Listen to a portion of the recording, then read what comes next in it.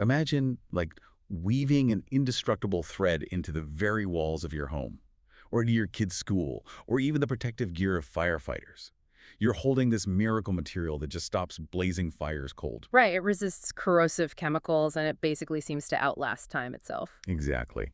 But then imagine realizing decades later that this exact same thread, the one keeping you safe, is actually a microscopic biological bomb. It really is the ultimate double-edged sword of industrial progress. I mean, you solve an immediate, highly visible problem like catastrophic fires, only to engineer a completely invisible threat. Welcome to today's deep dive. You've shared a really fascinating, incredibly dense stack of sources with us today. We are looking at pages of Texas administrative codes, EPA guidelines, microscopic lab analyses, and historical legal records from massive oil refineries. Yeah, and they all center on one ubiquitous ancient material, asbestos. Which is wild because it's been around forever. It has. The history of it stretches all the way back to the Romans in 300 BC. They actually notice a sickness in the slaves who wove asbestos cloth. But its use truly exploded in the 1890s, becoming the absolute backbone of the modern industrial world. Okay, let's unpack this. To understand why these dense EPA regulations and Texas legal records even exist today, we can't just look at the laws.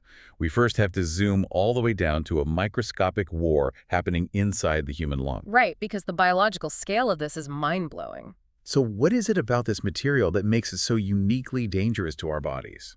Well, to understand the danger, we have to look at the physical structure. Asbestos isn't just one thing, you know? It's a commercial term for a group of naturally occurring silicate minerals. Like chrysotile and amosite. Yeah, and chrysotillite. And unlike other minerals that just crush into dust or powder, asbestos is fibrous. It's composed of millions of microscopic fibrils bundled together. Okay. When the material is manufactured or simply disturbed by scraping or breaking, those bundles fracture into incredibly thin individual needles. So we're talking about breathing in millions of tiny invisible needles. But our lungs are designed to filter out dust and pollutants, right? Why do these fibers get past our natural defenses? It really comes down to aerodynamics and size.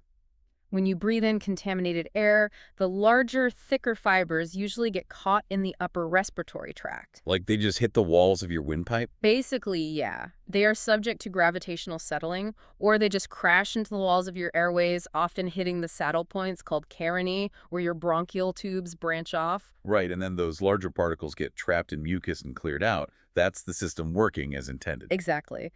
But the incredibly thin fibers, the ones that are microscopically fine, bypass all those physical traps.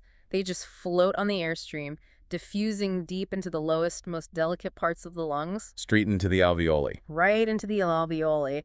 These are the tiny air sacs where the actual exchange of oxygen and carbon dioxide happens. So if these tiny spears are lodging deep in the delicate gas exchange tissue, how does the body fight back? I mean, there has to be some kind of immune response, right? There is, and that response is actually the mechanism of the tragedy.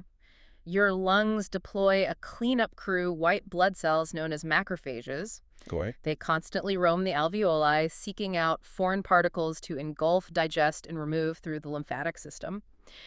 But the problem is one of scale. A human macrophage is roughly 17 microns in diameter. Okay, so imagine a Pac-Man trying to eat a rigid spear that's twice its size. That is a perfect analogy. The Pac-Man can't swallow it. The spear pierces the Pac-Man is destroyed, and the biological alarms go off. They go completely haywire. The macrophage tries to stretch around the long asbestos fiber, fails and dies, and in its death throes, it ruptures and spills inflammatory chemical cytokines into the surrounding lung tissue. Oh, man. Yeah, and then other macrophages rush to the scene, try to eat the same fiber, and also die. It's just a microscopic cascade of cellular death. It really is. And that battle, repeating millions of times over decades, triggers a massive buildup of collagen. The lung tissue essentially turns into thick scar tissue. A condition known as asbestosis, right? Exactly, which destroys the lung's ability to absorb oxygen.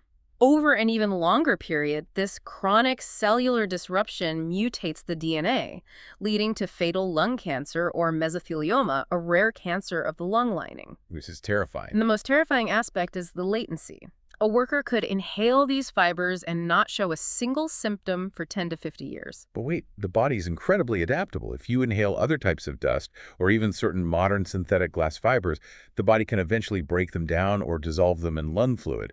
Why doesn't that happen here? Well, what's fascinating here is that the very property that made asbestos an industrial miracle is what makes it a biological nightmare: fiber durability. Because it's chemically inert. Yes, it simply does not dissolve in the mildly acidic environment of the human lung. Once a thin asbestos fiber is lodged in that tissue, it remains there, structurally perfect, indefinitely. Because it is completely indestructible.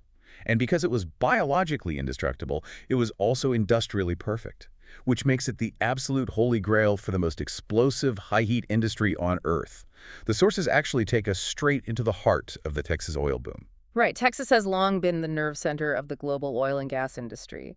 The scale of the refining operations there required materials that could withstand extreme, relentless punishment.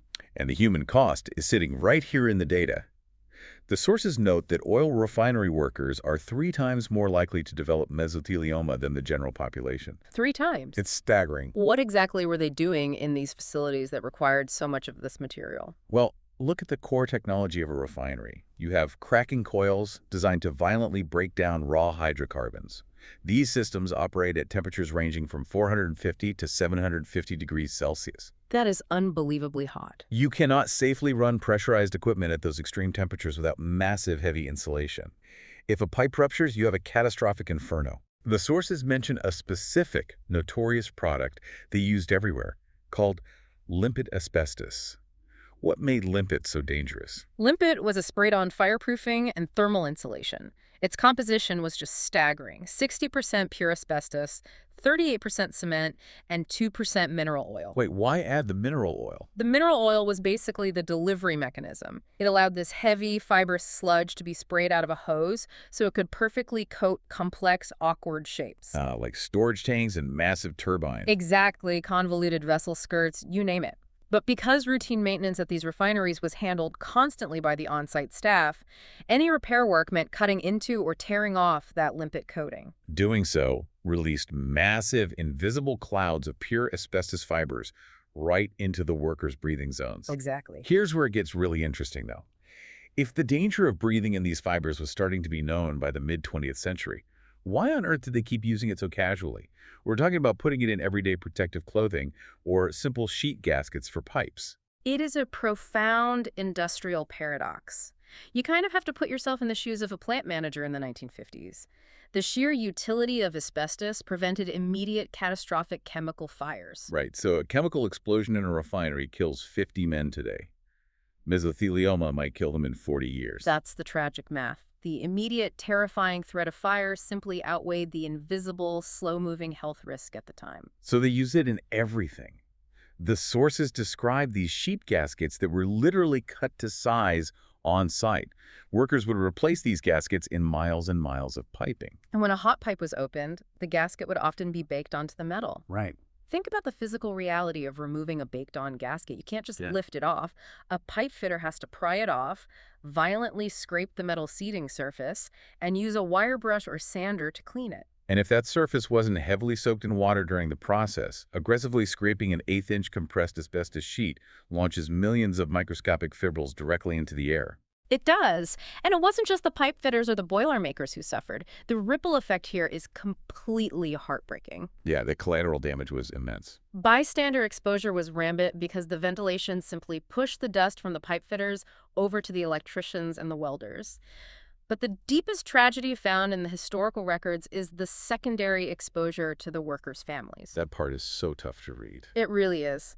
There are numerous documented cases where young children developed asbestosis simply because their parents brought the microscopic fibers home.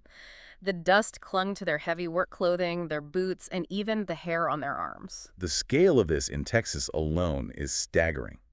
The sources highlight 47 different refineries, identifying massive hotbeds of historical exposure in places like Port Arthur, Beaumont, Baytown, and Texas City. Huge facilities. We're talking about plants run by giants like Valero, ExxonMobil, and Shell.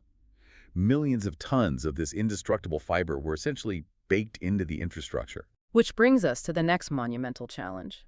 Once society finally acknowledged the danger, we had to find it before it could be inhaled. We were tasked with hunting an invisible killer. Wait, if this stuff is microscopically small, how were they even detecting it back then?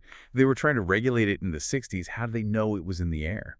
The terrifying truth is, in the early days, they were flying almost completely blind. Seriously. Yeah.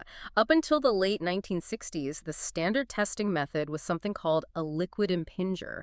They would pull a sample of workplace air through a liquid reservoir, trap the dust, and then literally just count the particles under a standard microscope. Let me guess, that didn't work at all for a fiber that's practically invisible. It was wildly ineffective. The liquid impinger only caught and displayed particles larger than about 5 microns. It completely missed the ultra-thin fibers that diffuse into the alveoli and cause the actual disease. Wow. Because they were missing the dangerous fibers, early measurements showed zero correlation between the dust counts and the devastating disease rates in the refineries. So to even begin to protect people, they had to invent entirely new ways of seeing the world. The evolution of the microscopes here is fascinating. It started with phase contrast microscopy, or PCM. By utilizing a 450 times magnification, they could finally see some of the fibers. But PCM is just an index, right? It can't tell you if a fiber is asbestos or just a harmless piece of fiberglass. Exactly. To definitively identify the specific types of asbestos in bulk building materials, science developed polarized light microscopy, or PLM. How does PLM actually work? How does light tell you what a rock is made of? PLM works by bending polarized light through the fiber. Because asbestos minerals possess unique, highly regular crystalline structures, they actually refract that light in very specific ways. Oh, that's cool. Yeah, under a polarized lens, a chrysotile fiber might suddenly glow with a specific signature hue, acts as a microscopic, colorful fingerprint. But the sources say even PLM isn't enough when you're testing the air people are breathing. For that, they had to bring in the absolute heavy hitters. Right. For air clearance, you need transmission electron microscopy, or TEM. Instead of light, it fires a beam of electrons through the sample. Offering vastly higher resolution and magnification. Exactly. It allows scientists to see and chemically analyze the absolute smallest, most dangerous fibers floating in an environment. And the laboratory sources mention an even more advanced tool, scanning electron microscopy, or SEM. SEM is remarkable. It uses focused electron beams to scan the surface of a sample, creating incredibly high-resolution 3D topographical images. So you aren't just seeing the fiber, you are looking at its physical landscape. Right. This allows analysts to determine its exact condition, whether it's structurally stable or if it is friable. Meaning it easily crumbles under hand pressure, then is ready to release its lethal payload. Exactly. Which brings up a wildly relevant point for anyone listening who lives in an older home. Oh, right. You can go online right now, pay $30, and buy a DIY asbestos test kit to check your popcorn ceiling or old floor tiles. You certainly can, but based on the laboratory and regulatory sources we're reviewing, professional experts strongly warn against doing this yourself. Using a DIY kit seems like trying to carefully remove a wasp nest by hitting it with a broom. The very act of testing it is what releases the hazard directly into your face. That analogy perfectly captures a physical risk. The issue is entirely about the mechanism of disturbance. Untrained homeowners don't have the respiratory protection, the negative air environments, or the proper wetting agents. So in the very act of cutting into a ceiling to scrape a sample into a plastic bag, you are fracturing those microscopic bundles. And raining them down into your own breathing zone. Furthermore, DIYers almost never properly encapsulate the area after taking the sample. They leave a gouge in the ceiling, an open wound that continues to shed fibers every time the floor above vibrates. And then they mail it off, hoping the results are accurate. If we connect this to the bigger picture, this extreme danger in detection is exactly why federal and state laws mandate the use of professional, strictly accredited NVLAP facilities for bulk sample analysis. The National Voluntary Laboratory Accreditation Program. Yes, that ensures that the microscopists actually know how to read the complex light signatures of these fibers. Today, we even deploy real-time mobile laboratories to demolition sites to test air samples continuously. Just ensuring no fibers are escaping the containment zone. Exactly. Because detection's so intensely specialized and the biological consequences are so severe, managing asbestos has spawned a massive, highly regulated infrastructure. We've basically had to build an invisible fortress of regulation and containment. It is a staggering bureaucratic fortress. And perhaps the most counterintuitive piece of advice about this fortress comes straight from the EPA. Oh, this blew my mind when I read it. So what does this all mean for the listener? If you have an older home, The EPA actually recommends not removing asbestos if it is in good condition. It goes against every instinct we have. If there's poison in the house, you want to rip it out. But the logic is based on everything we've just discussed regarding the mechanism of exposure. The danger only exists when the fibers become airborne. Exactly. A solid, undamaged piece of vinyl floor tile or an intact wrapping on a basement pipe poses zero immediate threat. The fibers are locked in the matrix. So the very act of hiring someone to rip it out is what suddenly turns a safe floor into a deadly hazard. Precisely the opposite of what people think. Disturbing it creates the hazard. Therefore, leaving it alone and managing it through strict operations and maintenance or O&M programs is heavily recommended. I bet for many homeowners this is a massive relief. The safest path recommended by federal law is often just to leave your old ceiling alone. It is, but obviously sometimes you have no choice. Buildings have to be demolished, schools have to be renovated. Right, and when removal is necessary, the EPA triggers aggressive protocols if a project is going to disturb more than 160 square feet of surfacing material or 260 linear feet of pipes. And when you cross those thresholds, the state steps in. The Texas Administrative Code, Chapter 296, outlines incredibly dense requirements. Before any demolition can even be permitted in a public or commercial building, the owner must hire an independent consultant to perform a mandatory exhaustive asbestos survey. You can't just point a flashlight at the wall and say, well, it looks clean to me. Far from it. To legally declare an area free of asbestos, a licensed individual must map out the building and collect a minimum of 3 physical samples from every single homogeneous area. Meaning testing every separate area of uniform color, texture, and date of application. Yes. If there are 10 different types of drywall in a hospital, all 10 must be thoroughly sampled and lab tested. And the people executing this aren't your standard general contractors. You're deploying a literal army of licensed specialists. The state of Texas strictly licenses asbestos inspectors, management planners, air monitoring technicians, project designers, and abatement contractors. That's a huge operation. It is. To earn these licenses, you must pass state exams and pay significant fees. And the financial stakes are incredibly high. For many roles, these professionals are required to carry at least $1 million in professional liability insurance for errors and omissions. Wait, so if you are a consultant designing a removal project and you miss a pocket of asbestos or a microscopic fiber escapes the containment, you are personally on the hook for $1 million. Yes. The liability ensures that only highly trained, deeply invested professionals are managing this material. A mistake doesn't just mean a fine. It means putting the surrounding community at risk of a fatal disease decades down the line. Okay, so we have the millions of dollars in insurance and the thick binders of regulations.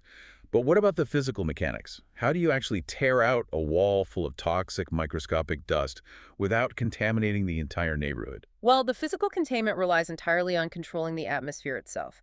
This is achieved through negative air machines. How do those work? Before anyone touches the asbestos, an abatement team builds a room within a room, sealing off the entire area with heavy polyethylene sheeting. Then, they install these massive exhaust systems. And how does a negative air machine actually prevent the dust from escaping? It creates a powerful pressure differential. The machine constantly pulls air out of the sealed containment zone and exhausts it outside. Okay. Because it is pulling air out faster than it can naturally seep back in, the air pressure inside the plastic bubble drops slightly below the atmospheric pressure of the rest of the building. Meaning that if someone accidentally rips a hole in the plastic sheeting, the toxic air doesn't leak out into the hallway. Instead, the clean air from the hallway aggressively rushes in through the hole. Exactly. The physical physics of the air pressure trap the fibers inside, and the air that the machine is pulling out doesn't just get vented into the street. It goes through filters, right? Yes. It is pulled through a rigorous series of pre-filters, culminating in a heavy-duty HEPA filter high-efficiency particulate air. These filters use a dense mat of randomly arranged fibers to physically intercept, impact, and trap 99.97% of particles as incredibly small as 0.3 microns. Even with all that incredible technology, the psychological toll is heavy. Imagine you are working in an office and management tells you they're removing asbestos on the floor above you. They say, don't worry, we have negative air machines. How can an occupant truly feel safe? The anxiety is completely rational, but the reassurance lies in the continuous, independent verification. The abatement contractor doing the removal is not allowed to test their own work. Ah, I see. Before anyone is allowed to step foot back into that area without a respirator, a completely independent air monitoring technician must conduct continuous air clearance testing using those 10 microscopes we discussed. And the air must physically test below 0.01 fibers per cubic centimeter. Right. The combination of negative pressure trapping the dust and microscopic clearance levels proving it's gone ensures the hazard is completely isolated from human lungs. It is an incredible journey when you step back and look at the sheer scale of what we've discussed today.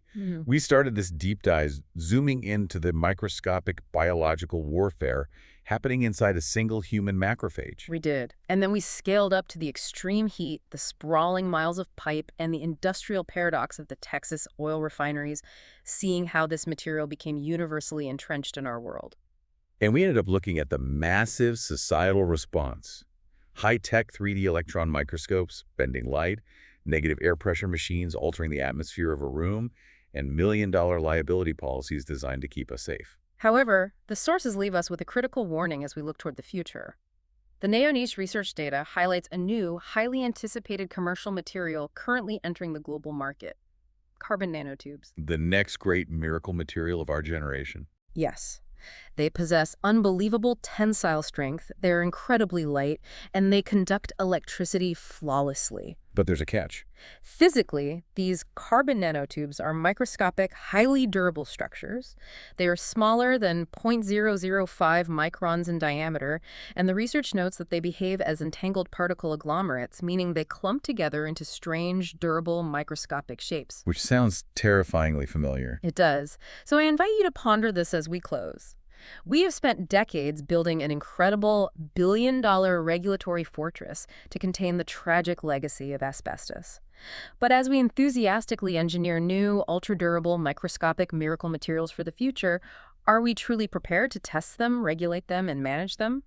Or are we just quietly weaving the next indestructible thread, creating the next invisible asbestos? A vital, sobering thought to leave on. Thank you for joining us on this deep dive into the microscopic and industrial world of asbestos. Keep exploring, keep asking questions about the materials around you, and remember to stay insanely curious. We'll see you next time.